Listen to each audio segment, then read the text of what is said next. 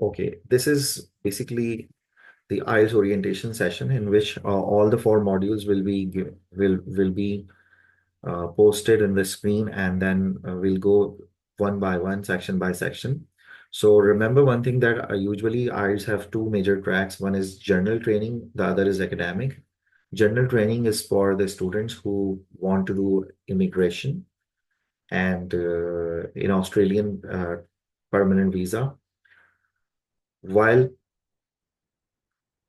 and also spouse visa. While academic IELTS is basically for the students, for the work permit, for many other purposes.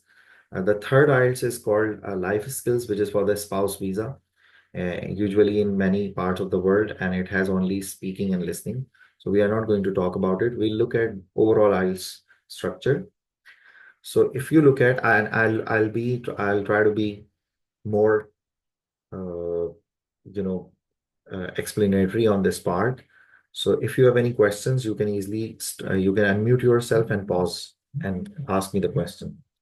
So the first thing in the IELTS test that you usually have is called listening.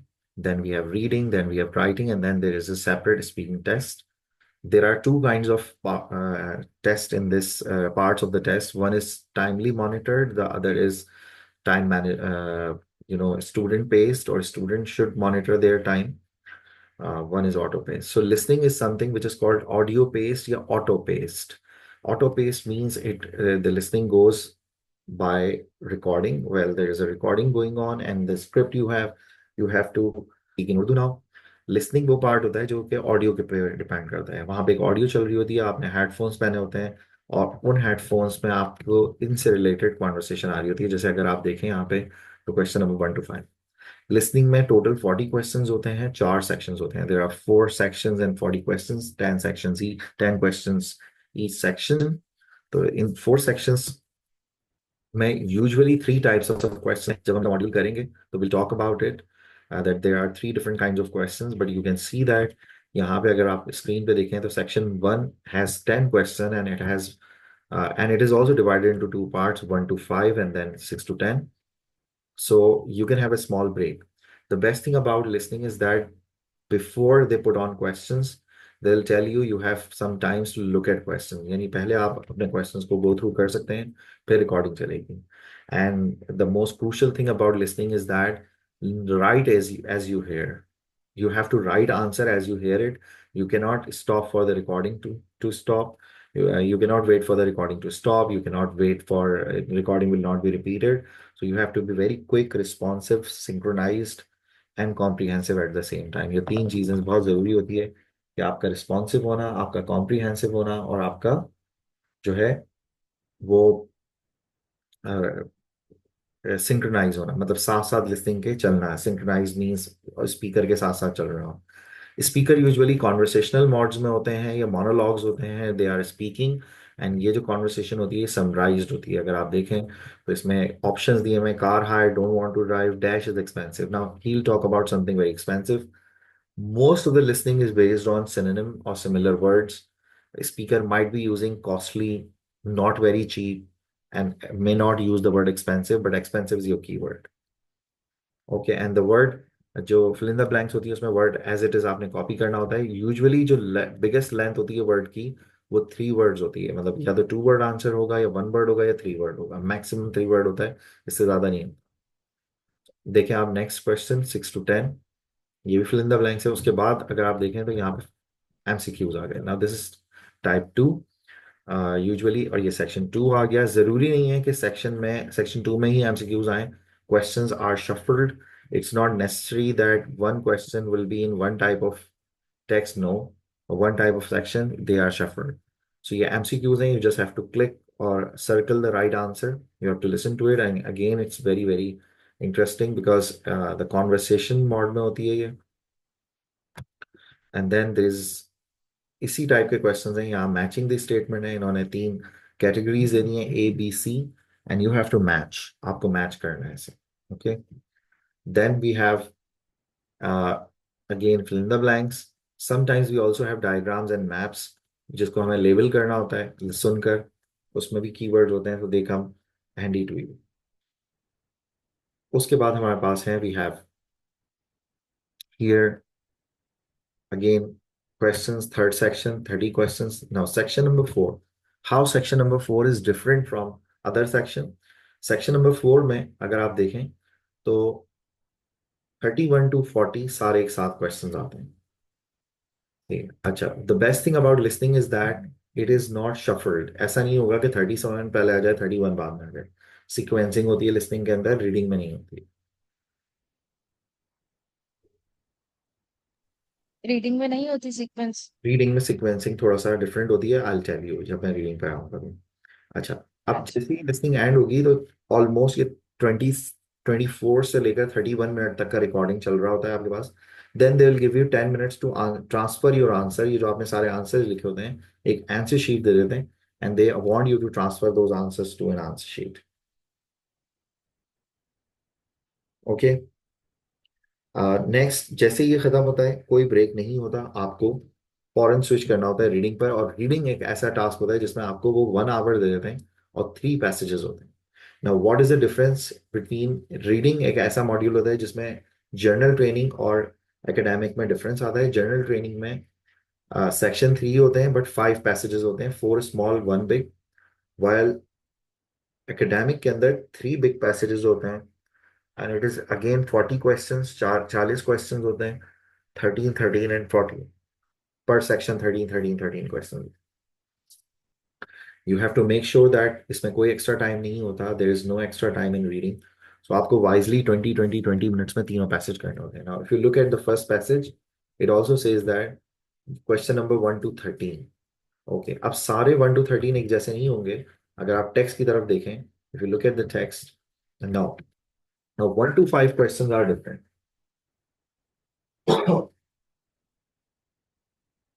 Okay, so you can see the instructions for 1 to 5.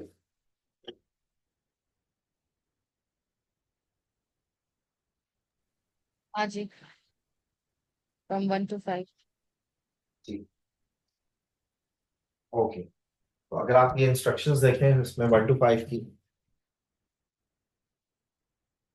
now you can also see that 6 to 9 they are totally different questions. Fill in the blanks. 1 to 5 is matching these. It's kind of a which paragraph contains the following information. Paragraphs are labeled with A, B, C, D. So yeah, I will also share this book with you. This is from book 6 or 7, I think. So you can go through after the lesson, after my class is over. Okay. उसके बाद अगर आप देखें 10 to 13, तो 10 to 13 भी fill in the blanks है, but they are different fill in the blanks. अच्छा, फिर ये आ गया नया पैसेज, पैसेज 2। अगर आप देखें पैसेज 2 में पहले क्वेश्चन आए बाद में पैसेज आ रहा है। तो अगर लिस्ट ऑफ हेडिंग टाइप के क्वेश्चंस होते हैं तो ज्यादातर पहले आते हैं, सही है। लेकिन पढ़ पढ़ के ही देना होता है, you have to do it again. इसके लिए आप 20 मिनट सेट करेंगे, 13 क्वेश्चन के लिए, 14 to 26 के लिए। Now these are the list of headings, and these headings are based on these paragraphs, so we have to skim through these paragraphs and we have to match that which heading suits which paragraph। एक example भी दी हुई है इन्होंने, paragraph भी आपके लिए किया हुआ है, और हेडिंग अच्छा, नंबर। ये at times, sorry sorry to disturb you, please please but ये प्लीज। हेडिंग वाला जो क्वेश्चन है ये at times it's very confusing. It is very confusing and I have a separate lesson on it. जब मैं reading कराऊंगा तो मैं इसको सेपरेटली डील कराऊंगा। You are right, absolutely right. अच्छा, और ये टाइम टेकिंग भी होता है थोड़ा सा।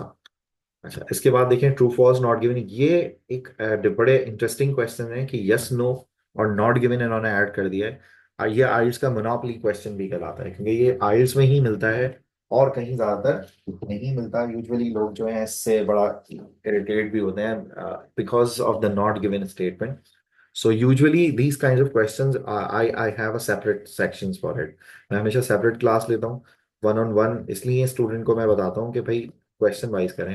वरना नॉर्मली क्या होता है कि in most of the classes you can have general reading text and then okay just look at the questions first and go through the text. But actually they need separate strategies, जिनको ज्यादातर लोग trick और tips कहते हैं, but actually कोई trick और tips नहीं होती हैं। ये स्ट्रैटेजीज होती हैं रीडिंग करने की, कॉम्प्रिहेंसिव रीडिंग करने की, क्योंकि questions are inference based, elaboration based, elaborative questions होते हैं। Third passage 27 to 40। Now you can see the passage and you can see यहाँ पे एमसीक्यूज आ गए। याद रखिएगा आइल्स रीडिंग के अंदर ऑलमोस्ट 9 टाइप्स के क्वेश्चंस होते हैं। जैसे मैंने आपको उसमें बताया कि लिसनिंग में थ्री मेजर टाइप्स फॉलो करती हैं क्वेश्चन की। थ्री कैटेगरीज होती हैं यहाँ पे, कैटेगरीज यहाँ पे 9 डिफरेंट कैटेगरीज के क्वेश्चन होते हैं, देखेंगे। Fill in the blanks with options आ गई। ओके, अब जैसे ही रीडिंग खत्म होगा, 1 आवर जैसे ही खत्म होंगे, चाहे आपने कितनी ही रीडिंग की हो वो आपसे ले लेंगे। रीडिंग में आपको, और याद रखिएगा रीडिंग में भी आपने अपने आंसर ट्रांसफर करने होंगे, लेकिन कोई 10 मिनट्स एक्स्ट्रा नहीं होंगे। तो you have to keep transferring on answer to the answer sheet right after that. क्योंकि आप एकेडमिक के कैंडिडेट हैं, तो आपका जो राइटिंग टास्क 1 होगा वो चेंज होगा, और जर्नल वालों का चेंज होगा। General people who take general test will have the academic reading for letter writing, say it within 20 minutes and 150 to 170 words. जबकि एकेडमिक स्टूडेंट्स के लिए ये टास्क थोड़ा आसान हो जाता है, because they are given a picture, यानी या तो पिक्चर या डाटा सेट दिया जाता है, उसको डिस्क्राइब करना होता है बस। तो usually people find it easier, because अगर आप देखें तो इस तरह का डाटा सेट दे दिया जाएगा या तो पिक्चर दे दी जाएगी। तो इसमें दो ही चॉइसेस होती हैं, चॉइस तो कोई भी नहीं होती, लेकिन एग्जाम वैरायटी दो होती है। नंबर वन, या तो आपको डाटा ओरिएंटेड, नंबर ओरिएंटेड, कोई table, diagram, graph, pie chart मिल जाएगा, फ्लो चार्ट मिल जाएगा, you have to describe that. or you will get a picture illustration or the map that you have to compare and describe that। याद रखिएगा इसके लिए आपके पास 20 मिनट्स होते हैं, लेकिन ओवरऑल राइटिंग 1 आवर का होता है। तो 20 मिनट्स के अंदर आपने 170 वर्ड्स तक लिखने हैं। 150 लीस्ट है तो हम 20 एक्स्ट्रा रखते हैं। 170 वर्ड्स, 180 वर्ड्स में आपने ये लिखना होता है। यूजुअली अगर डाटा सेट आता है तो आपने उसको डिस्क्राइब, कंपेयर एंड आपने फीचर्ड उसको समराइज करना होता है। ये 3 काम जरूर करने होते हैं। अगर कोई पिक्चर आती है तो picture is already summarise, but still you have to make comparison, you have to describe it step by step. ये होता है। So will have a class about it and then I will describe it to you next. इसके फौरन बाद ही आपके पास 40 minutes बचने चाहिए।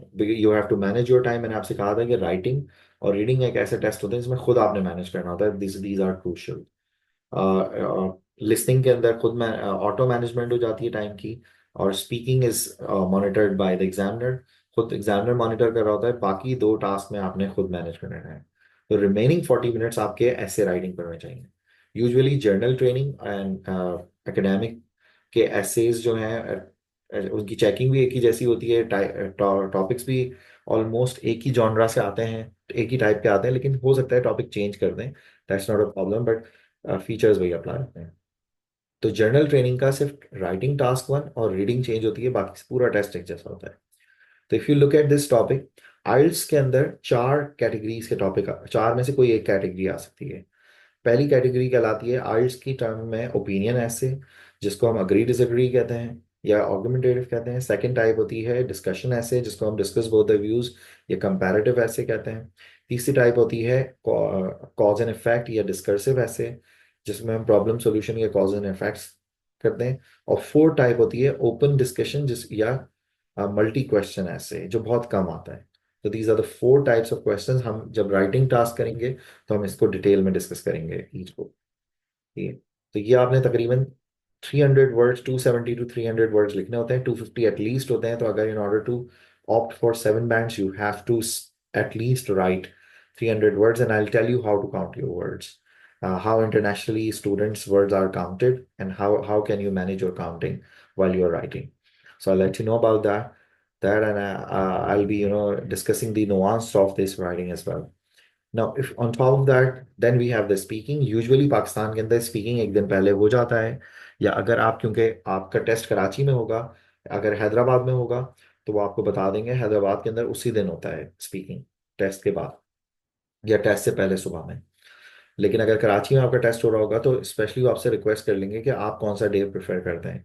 तो people coming from different parts of Sindh, if they are coming to Karachi, they prefer the very day क्योंकि उनको ठहरना नहीं होता। लेकिन still you can make a choice that a day before or a day 2 days before as well।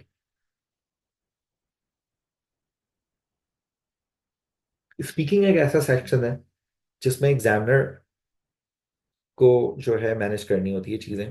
And examiner has 3 parts। Part 1 which is called can you hear me? Am I audible, Rubab? हाँ, yes yes. Sure, thank Audible Audible. thank you। So number one is a warm-up session. So usually, examiners have warm-up session. ये it's quite geographic. इसके question बड़ा geographic oriented होते हैं. I'll discuss it later. But warm up में वो आपसे 4-5 questions करते हैं, फेमिलियर क्वेश्चंस आपसे, आपके बारे में, आपकी थॉट्स, आपके opinions about anything. They may ask you, be comfortable, be open about everything, be more expressive. Then comes the most important part is the cue card, which is called part two. Cue card has two parts. Usually Cambridge की books में ये दूसरा part mention नहीं है, which is the problem. और जो experience teacher नहीं होते आइल्स के, उनको भी नहीं पता होता. पार्ट टू जो होता है उसमें आपको वो एक टॉपिक दे देते हैं. जो अगर आप फ्रेम देखें, इसके अंदर एक टॉपिक होता है, आपको 1 मिनट होते हैं प्रिपेयर करने के लिए, और 2 to 3 मिनट्स बोलना होता है. 1 to 2 मिनट्स नहीं, 2 to 3 मिनट्स बोलना होता है आपने. तो आप अपनी स्पीच को इस तरह प्रिपेयर करें, 1 मिनट के अंदर प्रॉम्प्ट्स इस तरह लिखें कि आप 2 to 3 मिनट इसको मैनेज कर सकें. इसमें भी टाइप्स होती हैं. I will discuss it when I have the speaking session with you, कि आपने कैसे मैनेज करना है, कितनी टाइप्स होती हैं, किस तरह आप 2 से 3 मिनट तक अपनी स्पीच को स्ट्रेच कर सकते हैं. But this consider to be the backbone. जैसे ही आप, when as soon as you are finished with your topic, finish your talk, finish your presentation, examiner may ask you 1 or 2 questions based on your content that you provide, but they may ask you the question for the extended discussion, not interrogate. Next आपके पास आ जाता है part three. Part three is very very crucial, although it is not as crucial as the part two. But part three के अंदर देखें आप, तो एक्सटेंसिव क्वेश्चंस हैं. एग्जामिनर लंबे लंबे क्वेश्चंस करते हैं. ज्यादातर ये ओपिनियन सीकिंग होते हैं, नॉलेज सीकिंग नहीं होते. Examiner checks your communication skills, not your comprehension, not your knowledge. So you can always talk about anything. You can give your opinion in any way you want.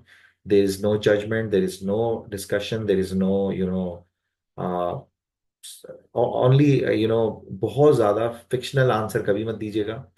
Uh, okay, because it might sound awkward, but childish as well. But still, you can talk about anything. You can take any side, or any. You can have any opinion. Examiner will not agree or disagree with you because they are facilitator. So that's the overall test. The length of the test is, जो आपका listening, reading, writing होता है, वो 2 hours 45 minutes तक पहुंचता है. लेकिन 3 hours तक जाता है मैनेजमेंट की वजह से. ब्रेक नहीं होता. स्पीकिंग 11 से 15 मिनट्स तक जा सकता है. लेकिन ये एग्जामिनर मैनेज करता है आपका टाइम. तो it's better examiner cuts you of, so you speak more. ये अच्छी चीज होती है कि एग्जामिनर आपको रोके, ना कि आप खुद रुकें और फिर एग्जामिनर को दोबारा पूछना पड़े. Okay. So this is the overall orientation of the test. याद रखिएगा, मैंने आपको दोबारा बताया है कि जर्नल ट्रेनिंग के अंदर बस थोड़ा सा ही फर्क होता है. It's only about writing task 1 and reading.